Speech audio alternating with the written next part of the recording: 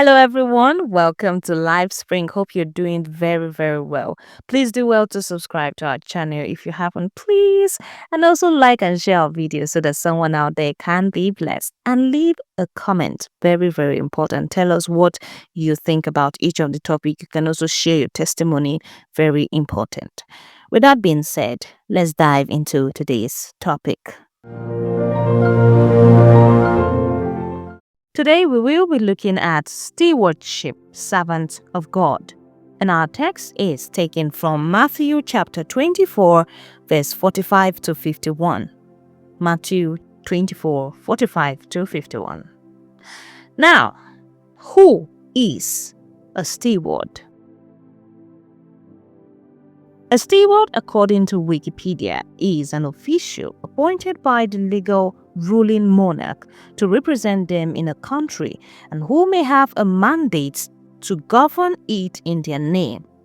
But in a layman's, language, a steward is someone who has been appointed or chosen by a higher authority and given a responsibility by that authority to look after his or her property and give account to him or her.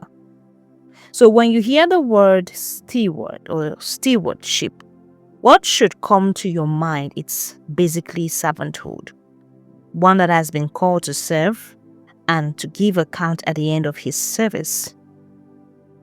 Now, using King Saul and King David as an example, the difference between these two kings was actually stewardship. King Saul, at some point in his position as a king, lost focus and totally forgot who he was. He thought he was king by his own making and was serving no one. That was why when he conquered the Amalekite, he built a monument in his name to give glory to himself rather than to give glory to God who appointed him king. He started becoming bigger than the one who called him to serve in his own eyes. And one thing God detests the most in this life is pride. This was the reason for his rejection, because he stopped being a steward, a servant, and started becoming his own boss. David, on the other hand, was a man of humility and servanthood. This was why God loved him so much and chose him. He would always consciously remind himself that it was God who exalted him. So he always used to give glory to God every time. Also, he never made any relevant move as a king without consulting the voice of God. He knew he was God's representative, so he couldn't have done things the way he felt he should. But he had to always ask the one who sent him. It's just like Jesus, who always used to say in the Bible, I have come to do the will of my Father. So a steward has no will of his own. Rather, he does the will of the one who sent him. Now let's look at some characteristics of a steward. The first is he is appointed by a higher authority. A steward does not appoint himself. He doesn't call himself into a certain position or into power. There is usually someone bigger than him that employs him, that, appoints him into a certain position. Number two, he is called to represent his boss, which means he is called to serve. So a steward who is appointed into a certain position is a representative of the one who appoints him. He doesn't stand for his own self. He doesn't work for himself, but he works for someone. He's representing someone. Number three, all of what he has does not belong to him, but was given to him by his boss or master to carry out the responsibility he was assigned for. So everything a steward has, his money, his fame, the glory, every single thing a steward has is not his own property. It's not even for his own pleasure. Rather, it was given to him by his master to be able to carry out the responsibility that he was assigned for, so that he will not give any excuse that, there was no enough resources to do the assignment he was assigned for. So whatever a steward has does not belong to him. It's not for his own personal gain. It's for the work he was assigned to do, and it was given to him by his boss. Number 4, he has no will of his own, but does only the will of his master. A steward does not do what he, feels like it should be done. Every man has his own will, and every man can decide, to do anything they like. But when you are a steward, you don't have the right to do whatever you please. You only do what your boss tells you to do. You only do what your boss demands of you to do. So that is it. Number 5, he is a person of humility and obedience no matter the cost, meaning he has no right whatsoever to object whatever his master demands of him. Now, a steward may have the ability or the privilege to suggest an idea to his boss, but not to object. Imagine going to work for a company and you are being given a laid down rule for that company, and then your job description, and then you see it and you are like, no, you will not do this one. No, you start choosing the one you will do and the ones you will not do. They will sack you immediately without thinking twice, because they obviously see that you are not there for the benefit of that company. So a steward is always obedient to whatever instruction he's being given to. He's always humble and ready to obey. He doesn't object. Whether the instruction does not make sense or not, whether it's a good one or not, he has no right to object. He may suggest, but not to object. Number 6, he gives every glory that comes to him to his master, which means he's not a glory taker. A very good example of this was one certain time when Joab, the commander of David's army, he was conquering different places in the name of King David. And then there was a certain place he wanted to conquer, and he had to send a message to the king who was not in the battle with them. He was like, "Oh king, you have to come down to this place and come and conquer this place yourself, because if I end up conquering this place, it will actually be in my own name, and you wouldn't want that to happen." Now, that is a good steward. That is a good servant. He knows that glory is not meant to go to him, but his master. Jesus did the same thing when he died and he did everything. And the Bible said when he went back to heaven, he went back to God, he returned every single amount of glory back to God. And for that reason, God exalted him above every other name, above principalities, above powers. God exalted him. Why? Because he gave God every atom of glory that he received from doing what he did for humanity. So a steward is not a glory taker. Rather, he packs every glory and accolades that comes to him and hands it over to God, or to his master rather. And then number 7 says, he gives accountability of everything he occupies and control to his master. A steward does not just use whatever resources he has, as he pleases. Every resources he uses, everything he does, everywhere he goes, he always has it at the back of his mind that I am going to give account to the one that sent me, to the one that puts me here. So I need to be cautious of everything I do. So he always gives accountability. Whether or not his master asks for accountability, it's his responsibility to always give his master update on every activity he does on behalf of his master. Having said all this, it's important for me to know here that everyone created by God is a steward of God, a servant of God. It's not only when you are called into the pastoral ministry that you know that you are a servant of God. But as long as you were created by God and given the gift of life to live for a period of time on earth, you are a servant of God.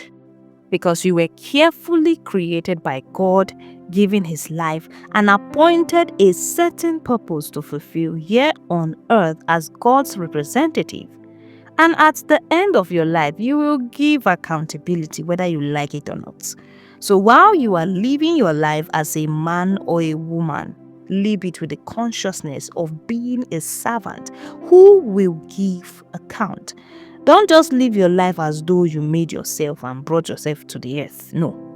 That is the lie the devil wants you to believe, so that you will keep wasting your lifetime, the lifetime that God gave you. And then by the time it's too late to repent, He will be busy waiting for you in hell to come and join Him, because that was actually the plan, for you to come and join Him.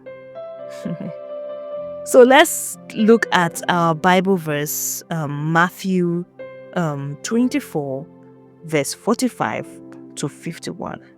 It says, "A faithful, sensible servant is one to whom the master can give the responsibility of managing his other household servants and feeding them. If the master returns and finds that the servant has done a good job, there will be a reward. I tell you the truth, the master will put that servant in charge of all his owns, or in charge of all he owns, rather. But what if the servant is evil and thinks, my master won't be back for a while, and he begins beating the other servants, partying and getting drunk?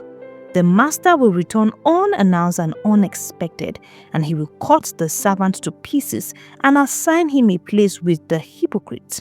In that place, there will be weeping and gnashing of teeth." So, you can now see that you have been called to serve, and that there is a reward for good and faithful service. Parents, the children or the child you give birth to were appointed to you by God, and you will give account on how you train them. The Bible said, train up a child in the way he should go, and when he is old, he will not depart from it. Today, our young parents are the ones introducing their children into the way of the world, teaching them how to dress naked, lie, steal, prostitute, and, live recklessly. They tend to forget that they don't own that child, but they were used as vessels by God to bring that child into the world and to help them discover purpose. If most parents had taking their responsibilities serious by introducing their children to God and help them identify their purpose early, we would not have as many confused youths as we have today, and the evil in the world will probably not be as much as it is. A very good example is parents in the Bible. We see Mary, where the angel of the Lord came to give her the information about the coming of Jesus that she was going to give birth to.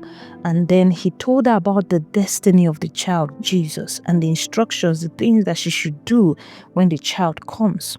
Another example is John's mother, Elizabeth.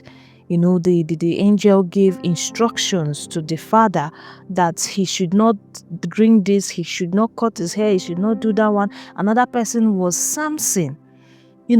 We see parents in the Bible who understood their place of parenting, and they knew the necessity of inquiring from God the destiny of their children, because they know that it's their responsibility, that the child that is coming is not their own. They are just used as vessels, as stewards, and that they will give accounts. But unfortunately, most of our parents these days don't even know what their children are destined for at all. They have no idea. And that is why while the child is growing up, they allow all sorts of things to happen to that child. They allow the child to do whatever the child likes. And by the time the child becomes an adult, he's already confused about his life and destiny. Young lady praying for marital settlement. When God finally gives you the responsibility to wife a man and a home, how will you handle it? Will you seek God's directive, or will you begin to do as you please, forgetting you will give account? You are called a helper.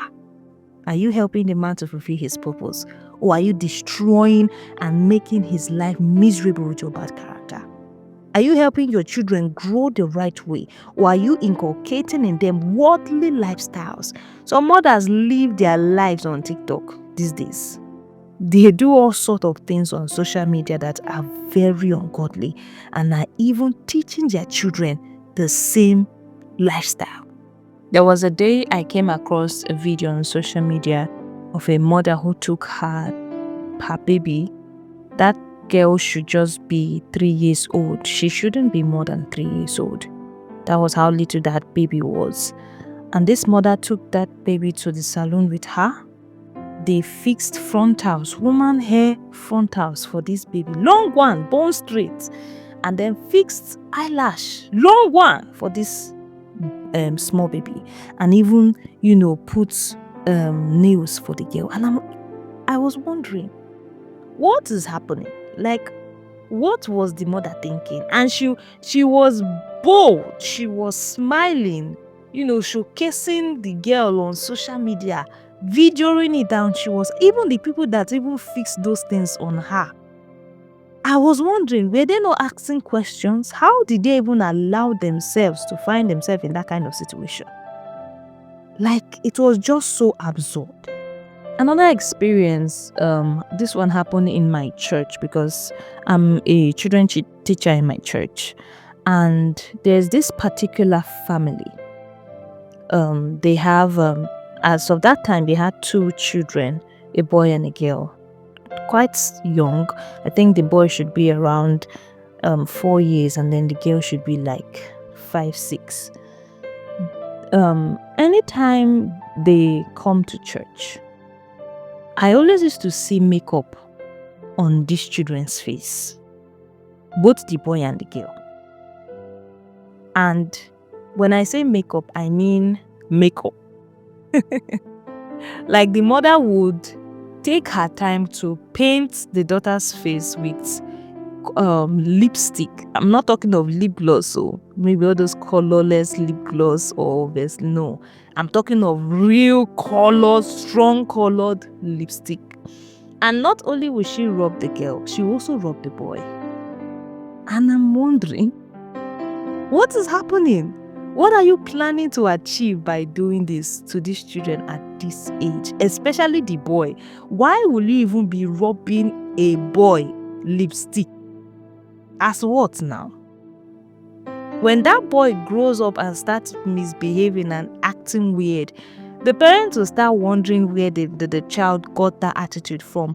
But then they will forget that they actually sowed the seed from that child's childhood. Some parents also used to allow their children, as young as they are, they wear them clothes that is meant for the other gender. They wear their boys clothes that are meant for girls, even wear them earrings. Sometimes they even wear them hair, and they'll be laughing, and then they are doing that thing. The child is becoming comfortable in that identity, and by the time the child grows, he or she begins to feel it's a normal way, by making the boy dress like a girl and then the girl dress like a boy. You are inculcating a kind of mindset into that child, and that child will definitely grow into it. And then when the child grows, you start casting and binding your village people. Meanwhile, you are responsible for the result of that child. Young men asking God to bless you and enlarge your coast. What is the purpose behind your request? Is it to take care of your family and honor God, or to show that you have arrived and start carrying babes here and there because you can afford them? Some guys praying to God to bless them currently just want to flex life with that wealth. Yes, but God does not waste his resources. And if he has given it to you, but you are living recklessly, one day he will definitely demand accountability. I see a lot of young guys who God have blessed. They have the money, they have the cars, they have the house, and they're living comfortably well. Like they have good jobs, but they just don't want to marry. They just keep carrying babes here and there anyhow. And if you ask them, oh God, why are you not yet married? They will tell you he's not yet ready. But he can carry more than 5 girls in a week, every day, every day, every day, every day. It's like an addiction. They see it as a normal thing. Meanwhile, the genuine ones that, are really working hard to get those things that these other ones have, they are not seeing it. And those ones actually want to get married. In fact, they even have someone that they want to get married to, but because they don't have the resources, they can't marry. And most times, the girls normally do leave them. They feel frustrated and be like they can't keep waiting for the guy to finally make it in life before, they'll finally marry them. So they leave them. But then the ones that are already comfortable, God has blessed them, God has given them resources and everything. They don't want to settle down. They just want to keep living life as they like because they feel that they have the resources to do whatever they like, forgetting that they are stewards. Now, even married men, the family God put you in charge to lead as a head, you will give account. You think being in charge means eating the largest portion of food, beating your wife to show masculinity, and not providing for your home? Just know that God is taking record and he will demand accountability. There was an experience I had with a married man one certain time, and I honestly did not know that this guy was married. He was not wearing his ring. He was quite young, and now he was very nice, very unusually nice and everything. And I felt okay. I'd seen someone, and at that time I was actually single, so I was open to meeting new people. So we started, talking. We were friends. We communicate every day on phone. And while the friendship was going on, I kept having this prompting to, search for him on Facebook, and just to search for him on Facebook to be sure that he was a single guy. But I was, I kept denying that prompting. I didn't obey the leading. I was like, I beg, I will not see anything. There's nothing to see. And I kept ignoring it until one certain day, I think that was 1 week into the friendship or so. Yeah, I think it was 1 week into the friendship. I just said, let me just finally just do this thing. Let my mind just rest.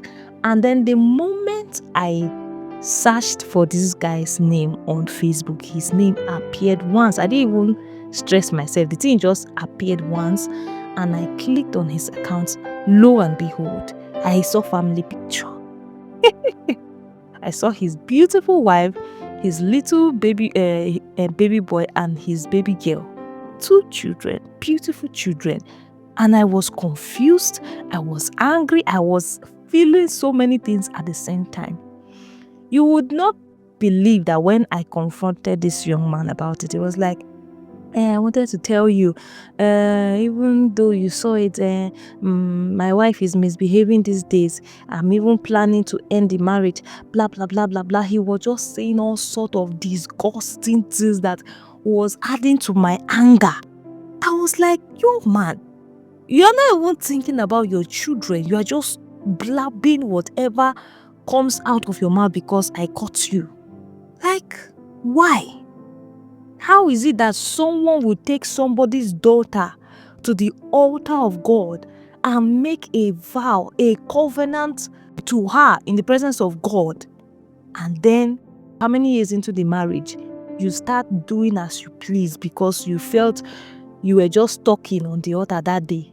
You didn't know that God was taking record of every word you said. And then when the time comes, you will definitely give account for that marriage. that you were put in charge of? You have no idea. Rich men and women, bosses and ogas, don't let your riches fool you into thinking that you are your own boss and you have people working for you so you can treat them as you like. You were given those riches by God to serve humanity and represent God, not to oppress the poor. Many of us have had our own fair share of injustice and maltreatment from bosses because, they feel it's their business, so they are accountable to no one. But today, there are so many bosses and ogas in the grave and mortuary who have now finally realized that truly there is one higher than them and they have gone to give accounts. So be careful. Even you that have a maid in your house, you are treating her anyhow. You think God is not watching you because you are rich. You feel you can do her anyhow, forgetting she's a human being like you. Oh, come on. May God have mercy on mankind. What about our prophets, evangelists, apostles, teachers, or whatever? Even me, I'm talking to myself. Take heed. Take heed. Don't let the accolades of people deceive you. You are not the one performing those miracles. You are only but a vessel. So give honor to whom honor is due. Because when the time comes, you will also give account. So remember that as a steward, all that you have was given to you and can't be taken away. Remember the rich fool in the Bible who was self-sufficient in his wealth. And when God saw how proud he was, he demanded of his life. The posture of a steward should be humility, obedience, and total surrender all the time. The more you maintain that posture, God will increase you and continue to exalt you as long as you acknowledge Him as your source and lifter.